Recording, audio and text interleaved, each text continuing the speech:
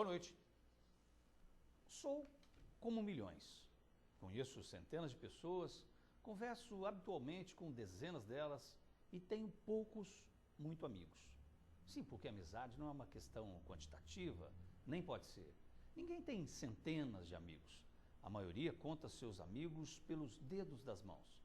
Só Roberto Carlos é que em uma antiga canção afirmava querer ter 1 milhão de amigos que comprassem seus discos e acabou conseguindo. Amigo de verdade não tem a ver com querer. Se alguém disser quero ser seu amigo, pronto, acabou a amizade. Até porque cheira a falsidade. A amizade não é algo que se escolhe, não tem a ver com desejo, não exige esforço nem experiência. Não exige currículo, carta de apresentação, nem bons antecedentes. Os amigos que tenho foram frutos de encontros fortuitos e que, sabe-se lá por quê, continuaram fazendo parte da minha existência ao longo do tempo. Tornamo-nos amigos realmente sem querer. Eu não conheço ninguém que possua uma caderneta de amigos. E, por favor, não me venham com essa história de amigos virtuais. Não desqualifiquem a palavra. Amigo é quem compartilhou com a gente em corpo presente alegrias e tristezas. Aquele que sabe da nossa história, que conhece o espelho de nossa alma e frequenta nosso coração. Derramou lágrimas ao nosso lado sem dizer uma única palavra e gargalhou junto por uma piada infame até ficar com dor no pescoço. Existe coisa mais irônica de que ler no alto lá da página no Facebook: ajude fulano a encontrar os amigos dele? Coitado do cara, cadê os amigos dele que o deixaram sozinho? Amigo mesmo até se esquece da data do nosso aniversário, mas lembra sempre de torcer diariamente para que a gente seja feliz. Não precisa estar geograficamente próximo, pois amigo de verdade reside permanentemente no quarto das nossas lembranças, no sótão das nossas memórias. Não precisa telefonar para a gente a todo instante, pois sabe que a ligação é permanente. Amigos nunca vão embora, pois a proximidade não é física. Amizade lembra algo genético, sem ser familiar. Parece muito com transfusão, mas não tem nada a ver com laços sanguíneos. Os amigos que tenho são pessoas fantásticas e por isso mesmo possuem muitos defeitos. Um deles é o mesmo meu. Na maioria das vezes eles não dizem para mim os defeitos que tenho. Não é falta de sinceridade. Amigo não precisa ser sempre sincero, nem ser sempre mentiroso. Não precisa declarar que gosta da gente. Não necessita testemunhar, nem provar sua amizade. A amizade não precisa de justificativas. A amizade verdadeira é aquela que existe por nada e apesar de tudo. Estamos começando mais uma edição nesta segunda-feira, 24 de março de 2014, do Hora da Verdade, que há tantos anos você me faz companhia e eu para você, nessa segunda-feira até às 10 da noite, estamos juntos, ao vivo e em cores para todo o Brasil, via internet também, tvpox.com.br, onde quer que você esteja, faça parte deste programa através do nosso telefone, o 37216955, ou jornalismo@tvpox.com.br. O entrevistado dessa noite, quem apresenta para a gente é a jornalista Natália Carvalho. Toda administração municipal é formada por um time, secretariado, cargos de confiança, servidores públicos, que são comandados pelos técnicos, prefeito e vice. Esses técnicos devem cuidar da saúde, educação, crescimento e de todos os assuntos relacionados à cidade. Eles são eleitos pelo povo e devem ser a voz deste povo. E para falar sobre os assuntos administrativos, projetos e também como está o início de ano na Prefeitura de Poços de Caldas, recebemos no Hora da Verdade desta segunda-feira o vice-prefeito Nizar El-Khatib. Pois é, o Nizar El-Khatib, vice-prefeito de Poços de Caldas, é o seu entrevistado aqui no Hora da Verdade até às 10 da noite. Nizar, muito pouca gente, na verdade, muita gente talvez eu conheça, né? E principalmente você, me parece que sempre ficou ligado aqui em Poços de Caldas, até onde a gente percebe, mais na área do esporte, porque você é um esportista nato, né? E, enfim, todo mundo fala, o Nizar, aquele que corre, né? Isso. E agora você está correndo aí nesse time da administração, mas eu queria saber, assim, quem é Nizar El-Khatib antes de se tornar vice-prefeito? Vamos fazer uma cronologia aí da sua vida como profissional, enfim, a sua história um pouco, para a gente conhecer um pouquinho mais o Nizar antes de ser vice-prefeito. Boa noite, obrigado pela presença. Bom, boa noite a todos. É uma alegria muito grande aqui na TV Poços. Sempre eu converso com o Ildeu, que TV Poços é um lugar onde muita gente assiste e que é bom a gente trocar uma ideia com o telespectador, para que todos tenham uma clareza, né, de como é a administração, de como são as pessoas, né? Então, estou à disposição aqui. E você estava falando da amizade. Sim, da amizade. Eu achei muito interessante a filosofia que você usou. E em filosofia, os árabes têm uma filosofia também interessante das amizades, que dois amigos que brigaram seriamente e que depois de um tempo um amigo escreveu na areia todas as injúrias, as discussões que foram feitas, né? E depois ele escreveu na pedra, né, um abraço que o amigo dele deu. Aí o outro falou assim, mas como que você escreve na areia, né, todas as discussões? É porque o vento um dia apaga, mas na pedra fica a amizade. É muito bonita essa. E é realmente isso, né? Porque você se considera uma pessoa de muitos amigos. Eu disse que a maior parte das pessoas que eu conheço, tem poucos grandes amigos, né? São pessoas mais próximas. Você é uma pessoa de muitos amigos? Como é que você se considera? Olha, é lógico que você tem muitos amigos. Eu considero que eu tenho muitos amigos, né? Alguns são mais próximos, né? Mas eu tenho muitos amigos, graças a Deus. E a questão também é que eu morei em várias cidades, né? Isso é um pouquinho da sua história que eu queria saber. Quer dizer, você antes de ser vice-prefeito, você fazia o quê? Estudou o quê? Só para a gente contar um pouquinho disso. Então, vou contar então a minha origem, né? Sim. Que você é árabe? Não, eu nasci no Brasil, em Araçatuba. Né? Meu pai veio do Líbano, do Vale do Bekaa, uma região montanhosa, muito bonita, que de vez em quando eu estou lá, uma região que dá frutas muito gostosas, saborosas mesmo, o pessoal assim de uma hospitalidade muito grande, né? E minha esposa já esteve comigo algumas vezes lá. E, então, é a região que meu pai nasceu, né? É uma aldeiazinha, uma cidadezinha, no Vale do Bekaa, que são regiões montanhosas de pedra, né? E o vale de 50 quilômetros é onde tem uma fertilidade muito grande para frutas, né? Então é damasco, é uva, né? É pêssego, ameixas, né? E frutas, até uma vez nós fomos lá e comemos um melão, estava tão ou mais doce do que o melão que eu como aqui. Eu falei, mas fruta tropical também aqui, né? Então o pessoal sabe cuidar muito bem, né? E me casou com a minha mãe aqui, minha mãe nasceu em Barretos, mas morou alguns anos no Líbano também. Ela é filha de libaneses do Vale do Bekaa, de Baalbek. Baalbek é onde tem aquelas ruínas, né, dos romanos. É um lugar muito bonito, também estive lá e vale a pena ir para Baalbek também, né? Tem um templo de Júpiter, tem várias coisas assim de história dos romanos, muito interessante, né? São muitas ruínas. E aí meu pai se casou com minha mãe Fátima. Meu pai chamava-se Ahmed Abdallah El Khatib e minha mãe Fátima Jamal.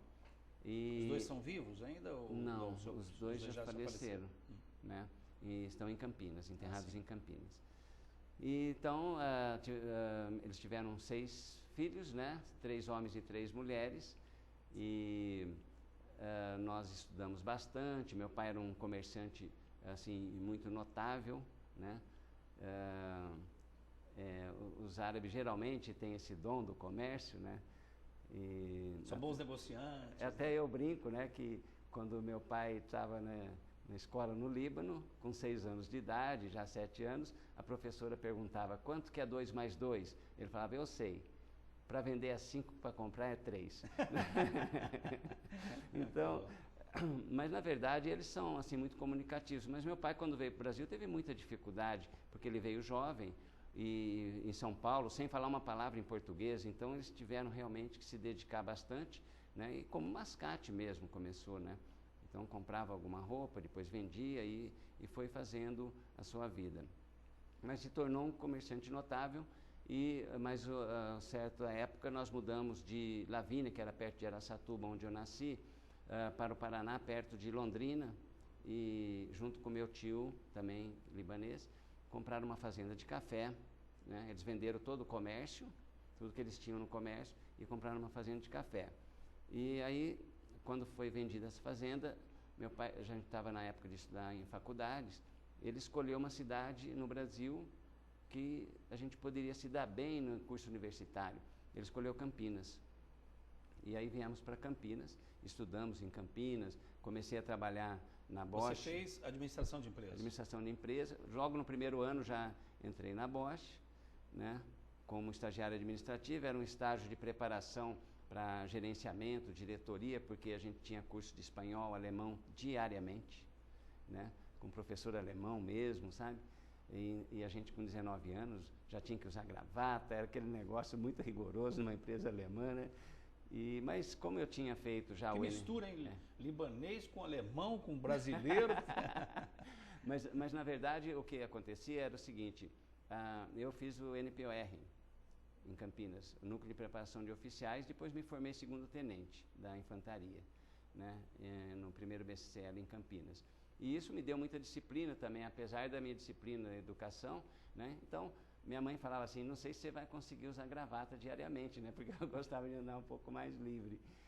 Mas aprendi a gostar de gravata também. E depois da Bosch, fiquei alguns anos na Bosch, trabalhei de passagem na Melhoramentos, depois fiquei 12 anos na Champion, que agora é International Paper, tudo na área de comércio exterior. Aí da Champion fui para Limeira, Champion Mogi Guaçu, fui para Limeira, trabalhei na Freios Varga, que agora é TRW, né? E trabalhei na Invicta. Voltei para a Bosch também, depois de 20 anos, né? Então, a minha vida sempre dentro da área de comércio exterior, fiz muitos cursos de pós-graduação dentro dessa área, né? E tenho 2 filhos, né? Que é a Soraya, mais velha, e o Tarek, né? E a sua esposa, como chama? Então, a minha primeira esposa faleceu, faleceu. né?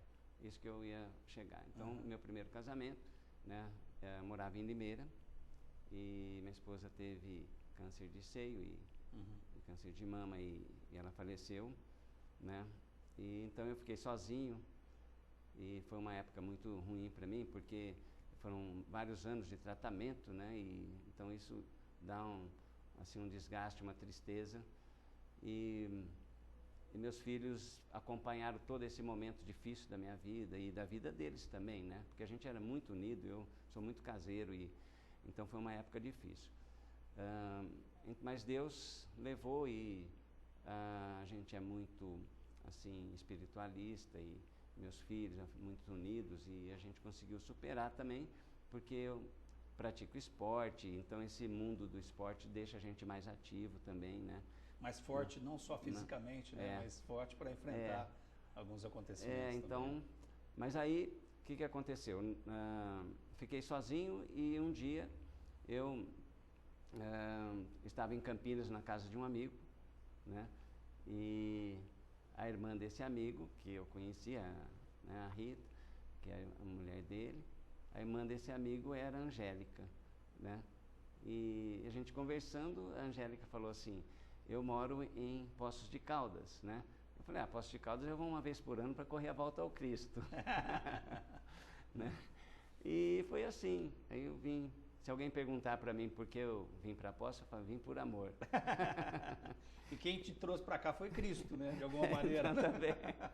Então eu me casei com a Angélica, né, e é uma pessoa maravilhosa, né? Que em todas as coisas que a gente faz, a gente se dá muito bem em termos sociais, de ideias, né, de família, tudo, a gente se dá muito bem. E na verdade a Angélica lembra, claro, o anjo, né? De repente foi. Um outro anjo que entrou na sua vida. Por incrível que pareça, sabe, foi a primeira palavra que meu filho falou, né? Porque como eu era muito reservado, muito de família, meu filho falou, quando viu a Angélica pela primeira vez, falou assim, Angélica é um anjo para proteger meu pai, né? Foi essa palavra mesmo, né? E a Angélica também já era separada há muitos anos, e ela tinha 3 filhos grandes, então nós somos agora uma família com 5 filhos. Né? E a gente Aí você veio para Poços de Caldas, então? Então nós nos casamos, meu primo veio do Líbano para fazer meu casamento, né? Porque eu sou muçulmano, né? Mas não há necessidade da mulher mudar de religião, né? Então ela continua, ela sempre foi cristã, né? Ela continua, e então é um respeito que a gente tem, assim, muito grande. Eu acho muito importante essas questões, principalmente pro lado pessoal mesmo, porque eu costumo dizer que a gente só ama aquilo que a gente conhece, né? Então, às vezes por exemplo, eu acredito que a maior parte das pessoas talvez que estão assistindo o Hora da Verdade, assim como eu, não conhecia a sua história, né?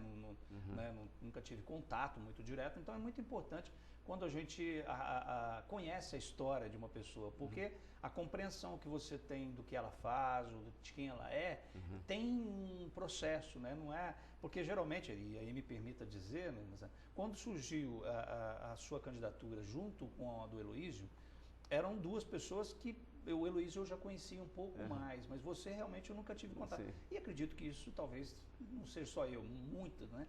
Então acho muito importante quando você fala um pouquinho do seu, daquilo que fez com que você chegasse até Poços de Caldas, para que as pessoas possam lhe conhecer um pouco mais. Sim. Né? Na parte política eu sempre fui do PT, né? Então, Você sempre atuou, então, no PT? Sempre atuei, né? Desde quando eu morava em Mogi Guaçu, em 82 foi a primeira campanha, então a gente... porque antes, é importante às vezes a gente saber alguma coisa, por que a gente está assim na política, né? Porque tem uma história atrás.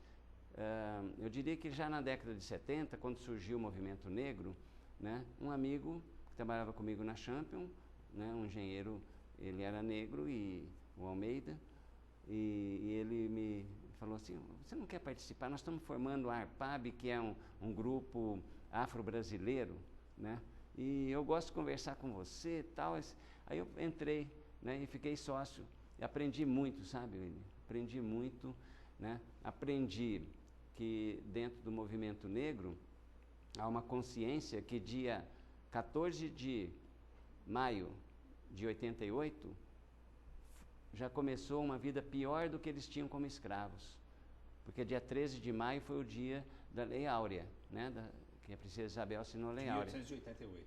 1888. Tá. Né? Mas no dia 14 ficou pior. Sabe por quê? Porque eles foram jogados para a rua, eles não tinham onde morar, aonde comer e ninguém dava trabalho. Eles não eram livres, né? Para construir sua própria história, né? Não, mas eles estavam sem casa, sem comida e sem trabalho. Sim. Né? Eles estavam numa situação até pior. Então, quando a gente vai falar alguma coisa de racismo, nós temos que tomar muito cuidado, né? Porque é muito forte a vida que os negros tomaram. Então, como eu já estava nessa vida de defender direitos humanos, quando surgiu o PT, que um dos primeiros princípios do PT é fraternidade, igualdade, então eu já estava dentro, né? Então a gente começou uma luta aí e que eu estou feliz, né? Cada vez mais feliz nessa luta. Muito bem. A gente conversando aqui com o vice-prefeito Nizar El Khatib, e você participando pelo 3721-6955, jornalismo@tvpox.com.br. Vou fazer essa pergunta, já até motivado pelo que você disse aí pra gente com relação ao PT. Muita gente diz que o PT, que você até já ingressou aí na década de 70, de 80, né? É diferente do PT atual. Quer dizer, que antigamente tem muita gente que até critica, muitos petistas saíram do PT e tal, dizendo que o PT daquela época era um PT diferente de hoje. Queria saber da sua opinião sobre o PT, se é que existe dois PTs, o de antigamente e o atualmente, nessa conversa com o Nizar El Khatib e você participando. Não sai daí.